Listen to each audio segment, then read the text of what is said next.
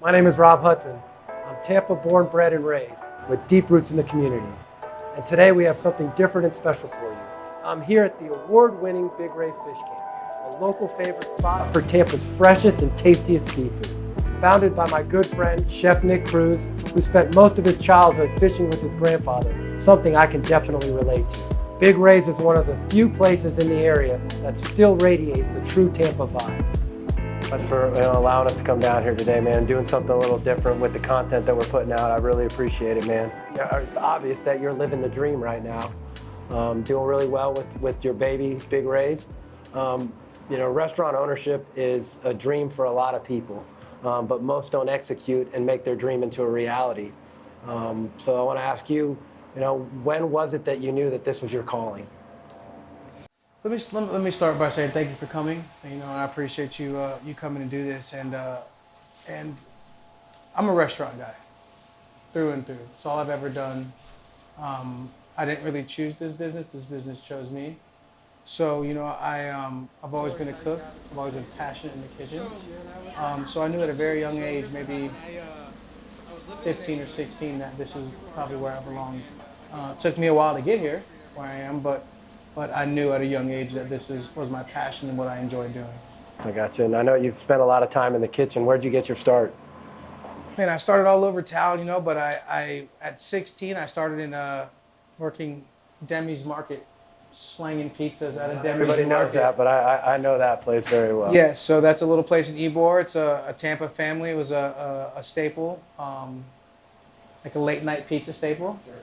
And so it's kind of where I got my first commercial kitchen taste, was there. I've always cooked with my family at home and did that stuff, but that was my first kind of being on the line per se. So how'd you know that a fish camp concept was going to work for you? I knew that if you wanted a good grouper sandwich, and not great, but a good one at the time, you had to drive over any one of the bridges to access a decent grouper sandwich.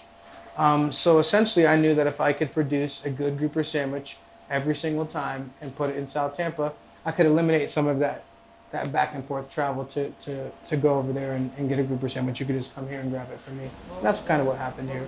So what's been the best part of making the transition from being a cook to being a business owner? That's a great question. And to me, it's really being able to service the community. As a cook, I was limited on things I could do, things that I could be involved in.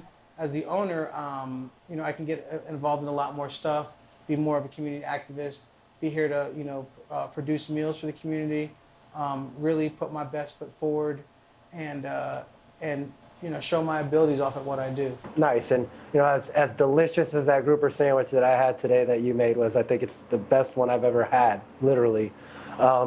You have an amazing concept here. You have an amazing brand. Your personality is awesome. So I think you do belong out in front and not necessarily in the back making sandwiches. I appreciate you for that, and it's a big deal for us, right? For us cooks, because I'm really a cook at the end of the day, right? I'm a businessman as well, but the way that the reason that this works is because I'm a cook first, right? First and foremost, I'm a cook. Second, I'm a businessman, right? Because I think that's where the breakdown in this business happens, is that some people try to get in the restaurant business that maybe might not belong in that business, right?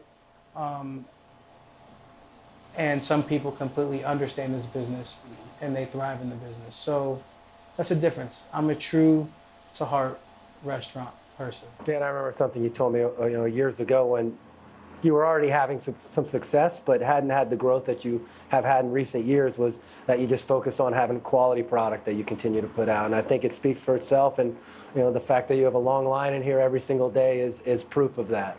It's a standard, right? So it's a standard. And I knew that if I set my standard high from the very beginning, we'd be successful. And that's just what we do. And we're a couple fishermen, so we grew up kind of snobby when it comes to our seafood. And you're just like me, always eating fresh fish with your family, being on the water with your grandfather. Can you tell us a little bit about him and what it was like growing up in a fishing family? Yeah, so I'm actually a fifth generation Tampanian, and my grandfather they called him the Snook Slayer. He was like the snook fisherman of Ballast Point Pier. and the Air Force Base. He wasn't the most friendliest guy in the world. Nice guy, but not the most friendliest. Little salty.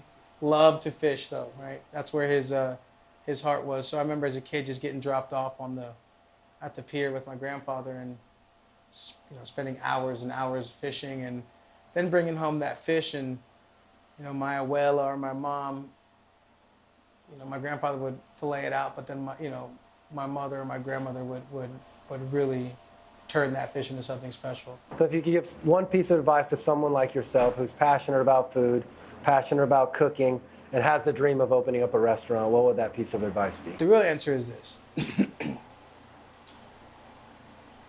Essentially, in my restaurant, if I had to, I could work every job in this building right now. If I had to work on the line, I could work on the line. If I had to work on the register, I could work on the register. If I had to go prep food, I'd go prep food. So understand that when you want to be a restaurant person or you want to open a restaurant, you have to be able to do all of that. You have to be able to essentially, if a cook doesn't show up one day, you have to be able to fill that position. If a prep cook doesn't show up that day, you have to be able to fill that position. And when I mean fill it, I mean you come in and you do that work, right? So sometimes if you're not a restaurant person, that might be a difficult task for you. Absolutely. Makes sense. Here's the real truth of this situation, and I've seen it before in other kitchens, right? Nobody can take me hostage. Nobody. My prep cook, my main cook, my hostess, you can't take me hostage. You wanna know why? Because I can do that job. I can come in and do that job. I can do your job. So basically I can fire anybody in here that's not doing what they're supposed to be doing, and it's not gonna affect me on my day-to-day operations. I'll come in, I'm gonna crank. I crank on the grill, crank on the register, I crank wherever, it doesn't matter. So people that aren't restaurant people get held hostage by their employees, right? So now you got a cook, right? You got a great cook, but he doesn't want his 16 bucks an hour. Now he wants 25 an hour because he knows how much money you're making, right? So what happens? He says, "Give me the 25," right? And you say no as an accountant. The business Right? person. Yeah. And you say, "No, I'm not paying that." He says, "Okay." He grabs his coat and he leaves. And what happens tomorrow? Quality of the food goes down. It's in the tank, right? So that's what Absolutely. That's it. That's the real deal. Yeah, that great answer. And that reminds me of this book I just read called Relentless by Tim Grover, who was like Kobe Bryant and Michael Jordan's athletic trainer. And he talks about the difference between a closer and a cleaner. And a cleaner can go do any job with confidence because he's put in those hours and logged in that time. And that's exactly what you're talking about 100%. with the restaurant right now. I love that.